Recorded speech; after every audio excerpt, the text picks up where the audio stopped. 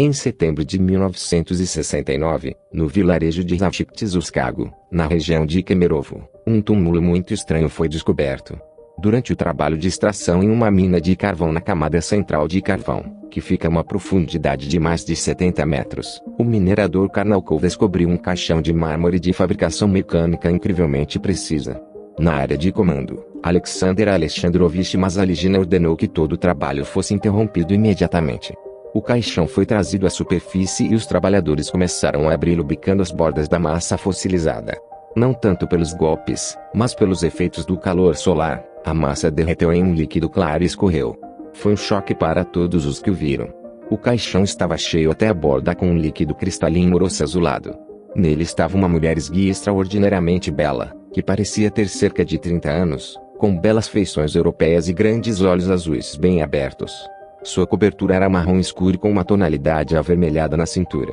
Ela tinha cachos e, descansando ao lado do corpo, mãos brancas e macias com unhas curtas e bem aparadas. Ela estava vestida com um vestido de renda branca transparente na altura do joelho. As mangas curtas eram bordadas com flores coloridas. A roupa íntima estava ausente. Parecia que ela não estava morta, mas dormindo. Em sua cabeça estava uma caixa de metal retangular preta, arredondada em uma das extremidades, algo como um telefone celular, de aproximadamente 25 ou 10 centímetros de tamanho. Depois de cerca de 10 a 15 horas, o caixão foi aberto para que todos pudessem ver. Toda a aldeia veio ver esta maravilha. No entanto, em menos de 24 horas, o misterioso achado foi relatado no centro do distrito. O corpo de bombeiros, os militares e a milícia confirmaram a descoberta. Por volta das 14 horas daquele dia, um helicóptero vermelho pousou e o local foi declarado contagioso e os curiosos afastados. Em seguida, as autoridades isolaram o local e colocaram em quarentena todos os que tocaram no caixão, mesmo aqueles que estiveram por perto. A história é contada entre os moradores. Poucas pessoas acreditam nelas. No entanto, quando você começa a olhar mais fundo na história, começa a notar detalhes estranhos. De acordo com testemunhas oculares, aqui está o que aconteceu. O caixão foi transferido para o helicóptero, mas a carga era muito pesada, então eles decidiram facilitar removendo o líquido. Depois de bombear o fluido para fora do caixão, o cadáver começou a escurecer bem na frente de seus olhos. Então o líquido foi derramado novamente e a escuridão desapareceu rapidamente. Então, depois de 1 minuto, as bochechas coraram novamente e os restos mortais do cadáver voltaram à sua aparência natural. O caixão foi fechado e o outro helicóptero foi trazido para transportar os restos da massa em sacos de celofane. 5 dias depois, um professor idoso de Novosibirsk veio relatar os resultados preliminares de suas descobertas laboratoriais. O professor disse que essa descoberta viraria de cabeça para baixo a própria compreensão da história.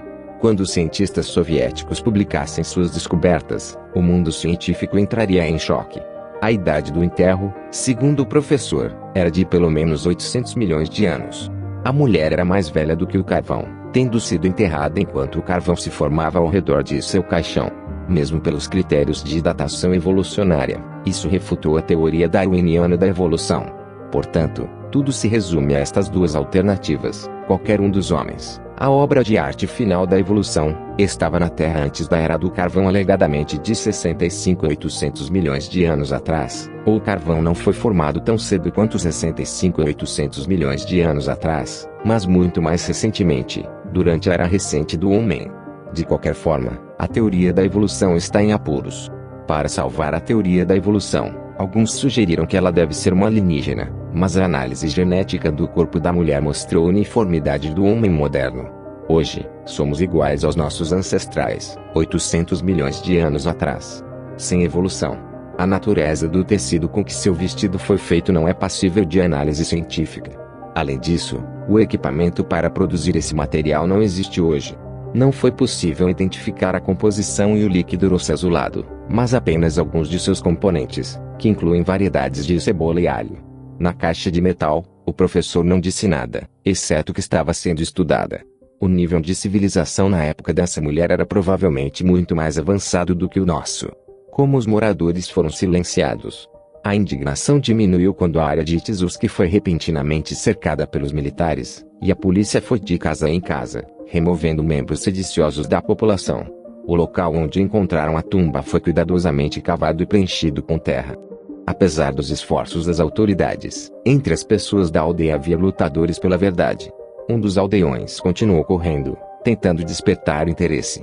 Ela até escreveu uma carta ao Comitê Central do Governo, mas morreu dentro de um ano, segundo a versão oficial, de insuficiência cardíaca. Durante o mesmo ano, todas as 6 testemunhas do caixão original foram supostamente mortas em acidentes de carro, uma após a outra silenciadas para sempre.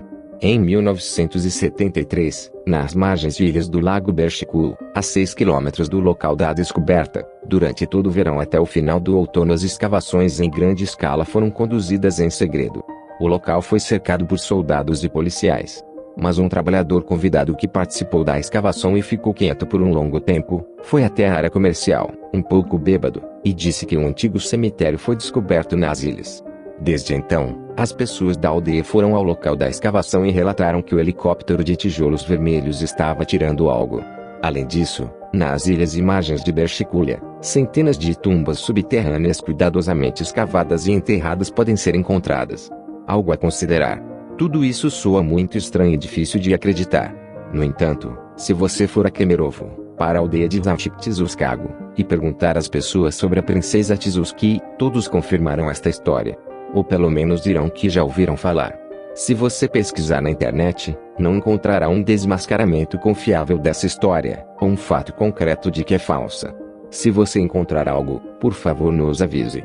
O darwinismo e toda a teoria da evolução já tem muitos buracos na trama.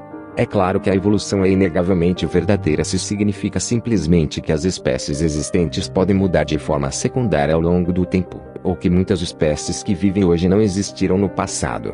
Mas a afirmação de Darwin de que todas as espécies são descendentes modificados de um ancestral comum. Se a teoria darwiniana fosse verdadeira, deveríamos ser capazes de encontrar alguns casos de especiação no registro fóssil, com uma linha de descendência se dividindo em 2 ou mais. E devemos ser capazes de encontrar novas espécies se formando na natureza. Fonte, portanto, levando tudo em consideração, a espécie humana pode ter estado aqui na Terra muito mais do que acreditávamos anteriormente. Talvez até tenhamos evoluído em um planeta diferente, como Marte, e migrado para cá por motivos desconhecidos. Nossa história pode ser muito mais profunda do que jamais poderíamos ter imaginado. Se a história da princesa Tzuski estiver correta, mesmo no mínimo, então ela seria uma prova de alienígenas. Viagem no tempo é o maior desmascarador da teoria darwiniana que existe.